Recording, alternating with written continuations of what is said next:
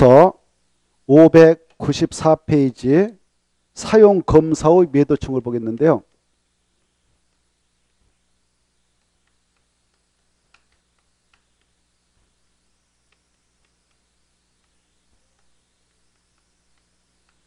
아까 주택법상 이렇게 모 사업주체가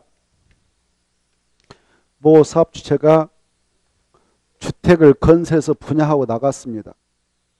여기 주택 이렇게 건설해서 분양하고 나갔습니다. 여기 1000세대가 분양되어졌고 이걸 사서 들어왔던 입주자가 있습니다. 입주자를 주택의 소재를 하죠. 이렇게 나름대로 이 안에 들어와서 생활하고 있는데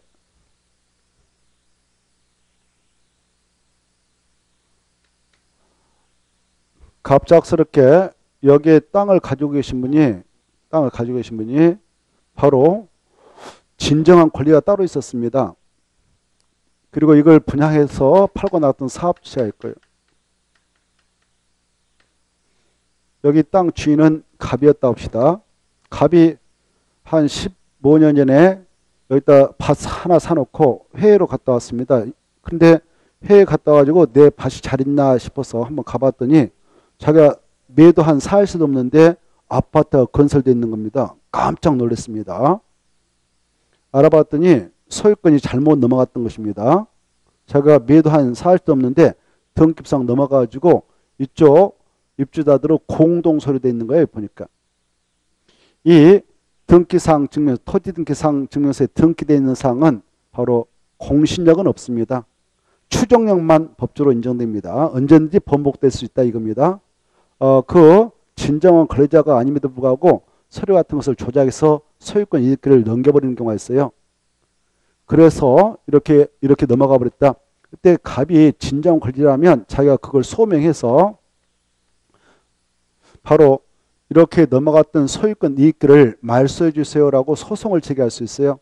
말소송. 그래서 소송에서 이자가 승소했습니다. 이겼습니다. 다시 넘겨주라 이렇게. 그래서 원점으로 넘어갔습니다. 그래서 갑이 자기 토지임을 바로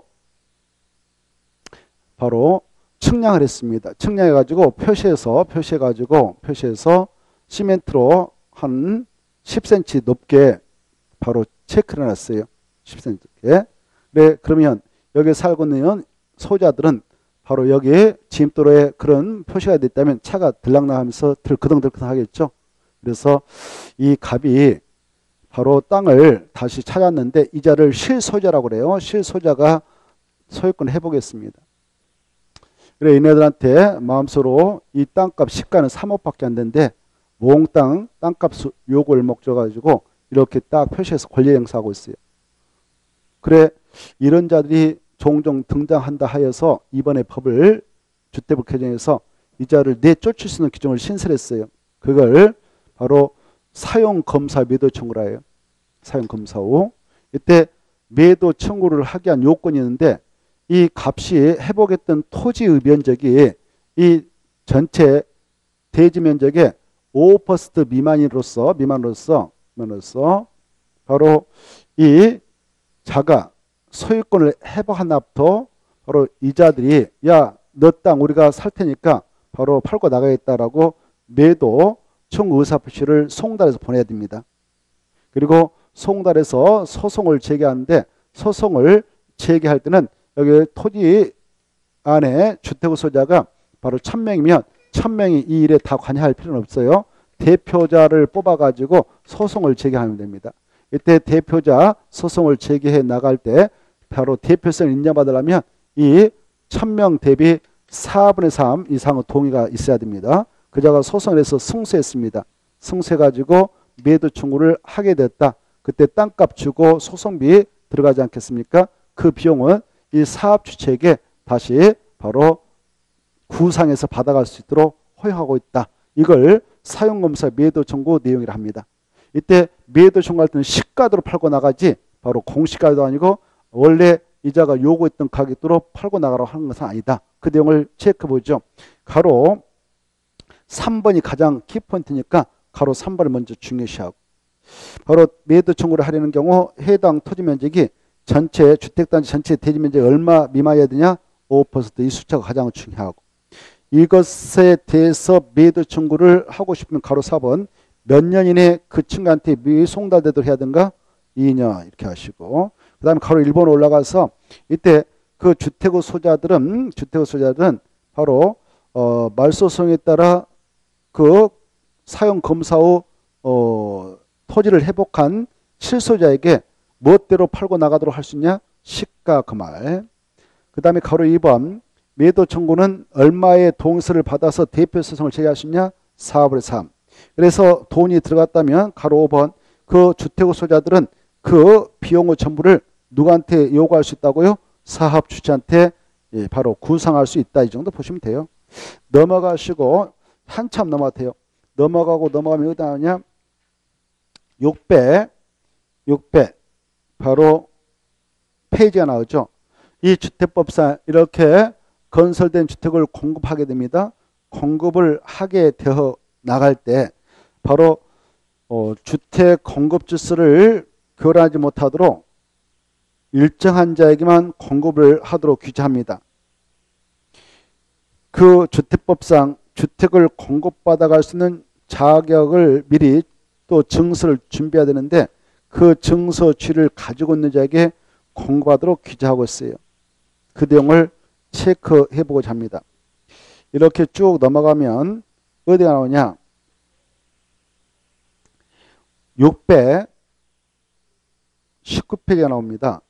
619페이지 7번은 함재로 나올 걸로 예상되니까 7번을 좀 잘 봐두십시오. 주택 공급 질서 교란 행위 금지 619페이지 주택 공급 질서 교란 금지 찾았나요? 주택 공급 질서 교란 행위 하지 말라 금지시키고 있습니다. 자, 누구든지 주택법입니다. 주택법에 따라 건설 공급되는 주택을 공급받거나 공급받게 하기 위하여 줄 거봐요. 다음의 각 어느 하나에 해당하는 증서취 그때 줄 것이고 다음이라는 것은 넘어가서 보면 5개가 있습니다. 동그라미 1번, 2번, 3번 하고 기억니은해서 바로 4번에 지워봐봐요. 4자를 지워버리고 기억도 지워버리고 니은도 지우고 기억자리에다 번호를 4 니은자리에다 5 해서 순서를 다시 매겨보세요. 공부하기 좋게. 그래서 5개를 기억하셔야 돼요. 그걸 증서주의라 합니다. 이걸 가지고 있어야 주택법에 의거하여 건설 공급되는 주택을 공급받아갈 수가 있어요. 이 5가지는 중요표 하세요. 이걸 기억하지 못하면 이거 하나만 합니다. 5가지 증서 보죠. 1번 아까 우리가 지역, 직장, 주택자 공부했죠. 조합주택, 그네들한테 조합주택 분양받으면 조합은 쥐가 있어야 되고요. 2번 주택상환사채 가지고 있으면 그걸 팔았던 자에게 분양받아갈 수 있고요. 입주와 저축증서도 가지고 있으면 받아갈 수 있고요. 그 다음에 4. 시장구청장이 발행한 무허가 건물 확인서, 철거예정 증명서, 철거 확인서 이거 가지고 있으면 받아갈 수 있고요. 공공사업 시행으로 인하여 이주대책에 의한 주택을 공부할 수 있는 지 예주대책 대상자 확인서 이 5가지 꼭 암기하시고 이러한 증서지를 다시 앞으로 가보세요. 무엇을 하면 주택 공급세를 교량케 한다 보아서 검하고 있는가? 앞에 가서 4가지 동그라미 합칩니다. 4가지 보면 박스, 자, 매매 동그라미 치고 증여 동그라미 치고 밑에 마지막에 두째 줄 알선 동그라미 치고 끝에 광고 동그라미 쳐요. 알선도 하지 말고 광고도 하지 말고 매매도 하지 말고 증여도 하지 말라. 근데 상속과 저당은 죄대에서 허용한다. 그 말 체크합니다. 넘어가 보세요. 그래서 여러분들 공부하기 좋게 자 아까 이게 5가지 증서주의 있었잖아요. 이거 꼭 기억하라고 그랬죠. 이런 증서주의를 여기다 써요. 여기다 바로 매매하지 말라 그랬고 증여하지 말라 그랬고 그 다음에 알선도 하지 말라. 광고도 하지 말라 그랬어요. 이건 금지된다 이렇게 써놔요. 그런데 이 5가지 증서 지에 대하여 저당하고 상속은 허용합니다. 상속하고 저당은 체크하고 허용 이렇게 써놨어요. 주택 공급 질서를 교량케 할 우려가 없으니까 허용시키고 있다. 이게 중요해요. 그래 이 5가지 증서 지위를 돈 주고 판다. 무자격자한테 그러면 매매, 공짜로 준다. 증여, 가운데 갭에서 알선한다. 알선하면 강거를 해야 한다. 이것들을 하지 못하도록 금지하고 있습니다. 중요하고. 근데 뭐가 벗어 허용시킨가? 상속. 즉 아버지께서 조합주택 분양받으려고 지역주택조합에 가입해서 동호수 결정 나와가지고 지금 중도금 내놓고 있었는데 돌아가셨습니다. 자식이 하나 있습니다. 상속을 받았네요. 상속을 받게 될 때는 주택 공급 질서를 교량케 한다고 보지 않아요. 그래서 상속은 허용되고요. 그냥 아버지가 살아계셔가지고 잔금을 내야 100일 100으로 조합주택을 하나 분양받을 수 있겠는데 돈이 없습니다. 그러면 동호수 결정 났으니까 금융기관에 저당 잡혀놓고 바로 이 돈을 빌려다 써서 잔금 내고 소유권 넘겨받도록 허용합니다. 저당까지는 허용된다. 2가지는 허용, 4가지는 금지된다. 이걸 기억하는 것이 시험 공부다. 그럼 하지 말라고 했던 4가지 했습니다. 그러면 가로 2번 위반이 돼요. 위반시효 효력이 있죠. 가로 1번, 2번, 3번, 4번, 5번을 묶어버렸어요. 이때 크게 4가지를 묶어가지고 4가지를 종합적으로 머릿속으로 생각해 두세요. 묶어버리세요. 공부하죠. 확 묶어버리라고요. 가로 1번 보면 이 국토교통부장하고 사업주체는 위반자에게 조합원 지위 같은 지위를 무효로 할 수 있고 체크. 이미 주택 공급 계약이 체결된 상태라면 계약을 취소할 수 있다. 1번. 그 다음에 2번 사업체가 위반자에게 받았던 돈을 지급합니다. 지급하면 그 지급한 날에 그 주택을 취득 간주해버립니다. 3번 사업체가 매수인한테 받았던 돈 주고 퇴거를 명할 수 있습니다. 나가라. 그 정도 보시고. 바로 4번 국토교통부 장관은 주택법상 주택을 공급받아갈 수 있는 자격을 10년에 보면서 제한할 수 있습니다. 5번 바로 형사고라면 셉니다. 3년 이하의 징역 또는 3천만 원 이하의 벌금이 찹니다. 이걸 위반자는 조치라고 생각하면 됩니다. 자, 그리고 다시 앞으로 가셔서 하나 체크하고 넘어오겠는데 바로 투기 과일주구를 하나 봅시다. 투기 과일주구 608페이지 있는데요.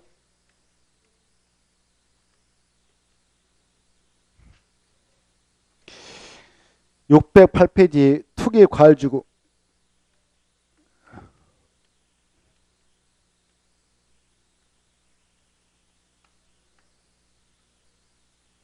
먼저 이 투기 과일주를 지정하고 고시하게 될 때에 무슨 법에 근거해서 하는가? 주택법이다 이렇게 하세요.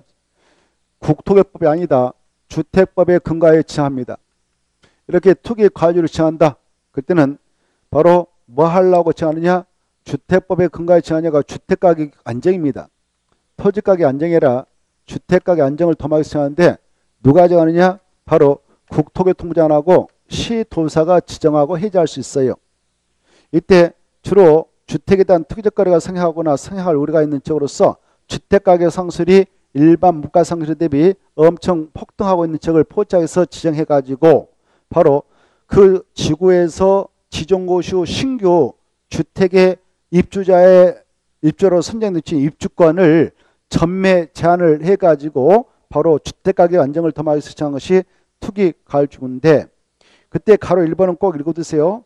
국토교통부장관 시도사가 주택가격 안정을 위하여 밑에 줄 투기 과일주 지정과 해지를 할 수 있는 바 박스 안에 들어가서 보니까 지정할 수 있는 지정 기준은 1번, 2번, 3번, 4번 가볍게 읽어보시고 중요한 건 아니지만 2번 나왔습니다. 그러나 올해는 나올 가능성이 희박하니까 참고로 읽어보시고 밑에 바로 가로 2번에 1번 읽어두세요.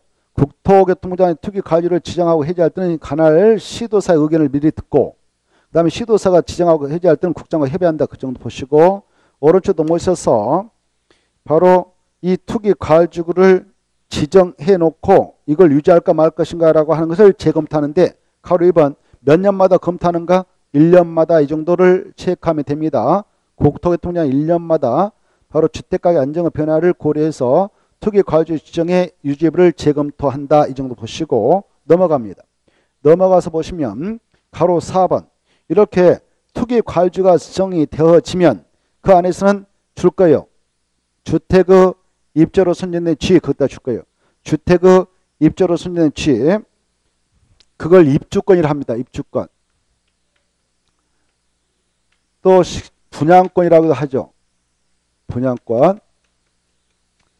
이것의 전매를 제한하기 위해서 정합니다. 자, 여기 보세요. 여기 뭐 도시가 있다. 여기 있다. 여기 있다. 투기 과열지구를 오늘 지정고시 했다 합시다. 그러면 지정고시 후에 여기서 주택이 신규로 건설 분양이 되어진다. 그래서 A라는 사람이 신청해서 입주로 선정이 됐다. 동호수 결정났다. 101동 101호 이렇게 결정났어. 입주로 선정이 됐어요. 선정이 되었다면 바로 입주로 선정된 지위가 있지 않겠습니까? 이 지위를 뭐라고 하냐? 입주권, 분양권이라고 그래요. 이때 이 입주로 선정된 지위를 그 선정된 날로부터 시작해서 이때부터 기산해서 바로 이걸 사업주체가 공사 다 끝나고 이자가 A라는 사람이 분양 대금을 납부하면 그 자에게 소유권을 이전해 주죠. 이렇게 소유권 이전권을 해주기 전까지 지위 이걸 입주권이라고 그래요. 소유권 이득기 맞춰가지고 A가 주택 소유권자 됐다 그러면 그때는 전매 제한을 하잖아. 투기 과열지구 안에서 이 건은. 그래 이때까지 이 A가 이 입주권이 분양권을 바로 돈 주고 다른 사람한테 B한테 판다 그러면 매매. 공짜로 줬다 증여. 이렇게. 그리고 알선했다. 이걸 제한하게 됩니다. 그래서 주택의 분양권, 이 주택의 분양권이 넘어가 버리면 이렇게 넘어가면은 계속 주택가격이 상승할 수 있어. 프리미엄이 붙어가지고. 그러면 주택가 안정을 위협할 소지가 있거든요. 그래서 주택가격 안정을 위해서 야 이렇게 돈 주고 판다 매매 공짜로 넘겨준다 이렇게 흘러간다 이걸 전매라고 그래. 전매. 전매를 제한시키기 위해서 이 투기 과열지구를 제한합니다. 여기 투기 과열지구가 지정된 이 장소에서 이미 기존에 있었던 주택의 전매자는 가지 않아요. 신규 주택에 대해서 바로 이렇게 입주권 전매를 제한합니다. 그런데 이때 아까 언제부터 언제까지 이렇게 입주권 전매 제한이 가지냐? 입주로 선정된 날로부터 시작해서 소유권 이등기일까지 전매가 제한된다고 했잖아요. 그런데 이 기간이 5년이 초과하고 있다. 사업이 지연돼서 5년 초과하고 있다. 그러면 5년 지나면 바로 전매 제한을 풀어줍니다. 그래서 전매하고 나가라 이렇게 하고 있어요. 자, 여기까지 써놨으니까 4번을 읽어두시면 좋겠습니다. 다만 아까 봐보세요. 이 투기 과열지구로 지정된 이곳에 공공택지 같은 것이 있다. 공공택지에서 건설 분양되는 것을 분양가 상한제 적용택이라고 그래요. 분양가 상한제 적용택은 별도로 전매 제한 규정을 두고 있으니까 그거 빼고 바로 나머지 신규 주택에 대해서만 이 전매 제한 규정을 적용합니다. 가로 4번 읽어보시기 바랍니다. 그 다음에 넘어가셔요. 넘어가셔서 저 뒤에 623페이지가 있죠. 623페이지 보시면 바로 주택자금이 나옵니다. 주택자금은 세 가지가 있습니다. 주택상환사채 하나 넘어가서 보시면 국민주택사업특별회가 나오죠. 넘어가면 입주자 저축이 나올 것입니다. 이 세 가지를 주택자금이라 해요. 자, 이때 입주자 저축부터 체크하고 넘어오겠는데 입주자 저축은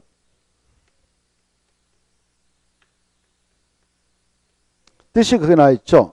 주택법에 따라 주택을 공급받으려는 자에게는 미리 입주금 전부 일부를 저축해 할 수 있는데 이걸 약자로 입주자 저축이라 합니다. 이러한 입주자 저축이란 자 체크합니다. 국민주택하고 민영택을 공급받기 위하여 가입하는 주택 청약 종합저축만 한다. 이거 체크. 주택 청약 종합저축. 주택 626페이지 보죠. 주택 청약 종합저축입니다. 그래서 지금 우리나라 입주와 저축은 하나밖에 안 남았습니다. 과거에는 4가지 있었어요. 청약저축, 청약예금, 청약부금, 주택, 청약종합저축 4가지로 구성되어 있었는데 3개를 통합해서 지금은 주택, 청약종합저축 하나만 남겨놨습니다. 자, 이런 주택, 청약종합저축을 입주여주하니까 알아두시고 박스 안에 참고로 써놨어요. 입주와 저축은 한 사람이 한 계좌만 가입할 수 있다 이렇게 하시고, 동그라미 1번 구조 주택 청약 종합저축은 누구든지 가입할 수 있다. 누구든지. 그자가 성년자든 미성년자든 유주택자든 무주택자든 다 가입할 수 있습니다. 그거 알아주세요.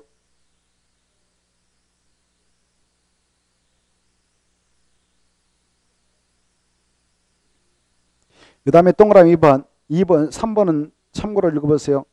월 납입금은 2만에서 50만 원 이하다 뭐 이런 거 참고로 읽어보시고, 자, 그 다음에 다시 앞으로 갑니다. 앞으로 가셔서 625페이지 국민주택사업특별히 1번만 받으세요. 설치, 국민주택사업을 하기 위해서 미리 바로 설치 운영하는 예산을 거기에 따면 국민주택사업 할 때만 특별히 쓰기 위해서 설치 운영하는 예산을 특별하게 합니다. 이 국민주택 특별하기는 국민주택사업 특별하기는 누구에게 설치 운영하도록 하고 있냐? 지자체. 거기다 체크. 그것만 하나 받으시고 다시 이제 주택상환 사치를 보겠는데 623페이지 이 주택상환 사치는 함재 꼭 나옵니다. 623페이지 주택상환 사채.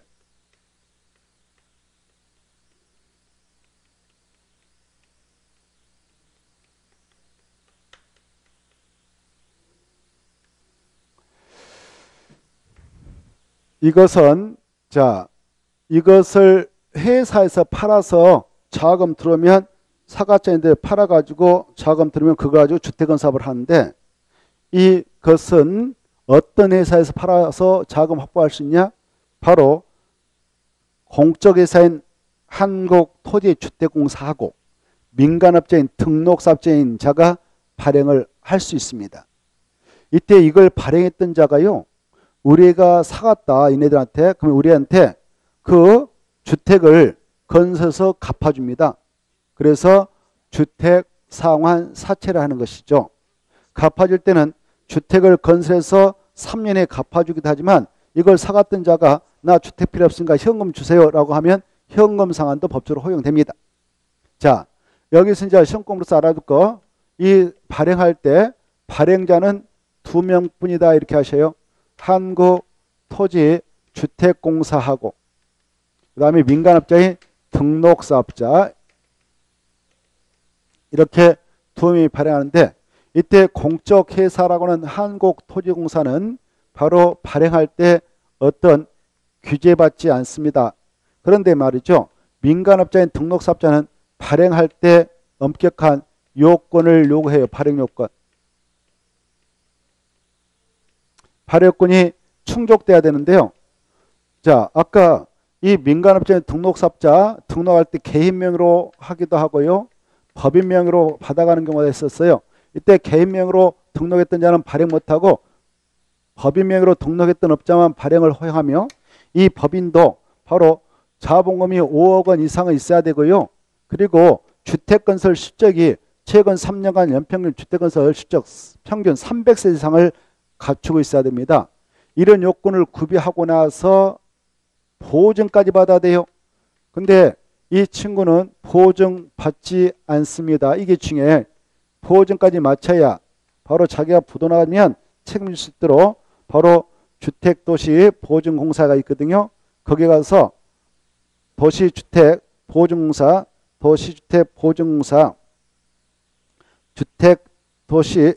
주택도시보증공사 여기 가서 보증을 꼭 받아야 돼. 그래야 발행이 가능합니다. 근데 이제는 보증 없이 발행이 가능해요. 이때 양자 모두 다 발행할 때는 얼마의 양으로 발행하겠습니다라는 발행계획서 작성합니다. 그리고 나서 승인을 받아야 돼. 승인은 누구한테 가서 받느냐? 국토교통부자. 이 정도는 알아두셔야 됩니다. 이때 이제 승인 받아서 발행할 때요, 발행 방법은 여러분이 이 자들한테 아파트 3억짜리 분양받으려고 샀다 이 채권을. 그러면 여러분 이름을 딱 써서 줍니다. 이름을 써서 증권을 딱 만들어줘요. 주택상환 사채 해가지고 액면가 3억짜리다. 이름은 누구누구다. 누가 발행했다 해서 이름까지 뭐 갑순이다. 갑돌이다. 이렇게 사갔던 사람의 이름을 기재합니다. 이렇게 주는데 이걸 이름명자 기록했다. 증권 줬다 해서 기명증권이라고 그래요. 그래 이 채권은 이 주택상환 사채는 기명증권만 됩니다. 다른 증권은 안 돼요. 무기명증권 안 되고 기명증권으로 꼭 발행하는데 아주 중요해요. 기명증권으로 발행하는데 액면가가 3억 써졌다 하면 3억 다 받고 발행해도 돼요. 액면금으로 그대로 발행해도 되고요. 3억짜리를 2억 9천에 할인 방법으로 해서 발행해도 합법적입니다. 할인해도 됩니다. 자, 그걸 보시고 넘어가십니다. 자, 624페이지 상환기간이 키포인트가 되겠어요. 자, 이렇게 발행해서 줬다면 이 발행자는 사갔던 자에게 몇 년의 주택을 건설해서 갚아줘야 되는가? 3년. 그렇죠? 3년 초과하면 안 돼요. 초과 금지다. 이렇게 3년 수치 아주 중요해. 주택상환 사채니까 4년 아니고 3자 앞에를 생각해야 돼요. 4 앞에 3. 자, 그 다음에 내려가도 돼요. 가로 5번. 이 등록사업자가 이 아까 갑돌이 갑수한테 발행해놓고 3억짜리 발행해서 등록을 말소당해버렸네요. 그때 말소이력은 이미 발행했던 사채에 영향을 미칠까 미치지 않을까? 미치지 않는다. 미치지 않는다는 것은 이 사채가 무효가 된다. 그대로 유효하다. 그대로 유효하다. 그렇게 써놓으세요. 영향을 미치지 않는다. 그따 줄 것이고 유효하다. 그 다음에 이 중도에 양도 해약할 수 없습니다만은 박스 안에 있는 동그라미 1번, 2번, 3번이 발생하면 중도에 양도 해약할 수 있습니다. 나머지 통과하고요. 오른쪽에 넘으셔서 가로 2번. 아까 했으니까 읽어보시고 자 3번 보세요. 이 주택상환 사채에 대하여 이 법에 규정한 거 줄 거예요. 이 법에 규정한 거 그다 줄 거 우선 적용. 이 법은 주택법입니다. 오른쪽에 넘어왔는데요.